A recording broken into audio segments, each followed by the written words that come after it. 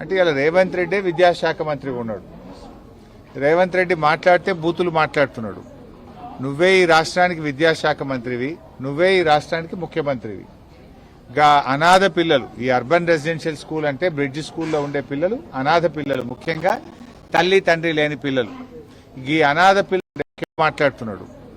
నువ్వే ఈ రాష్ట్రానికి విద్యాశాఖ మంత్రివి, నువ్వే ఈ రాష్ట్రానికి ముఖ్యమంత్రివి.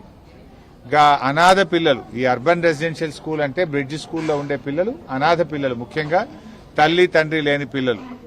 ఈ అనాథ పిల్లలకు కడుపు నుండి అన్నం పెట్టే చేతనైతలేదా నీకు? ఈ అనాథ పిల్లలకు కాస్మెటిక్ ఛార్జెస్ ఇవ్వడం చేతనైతలేదా?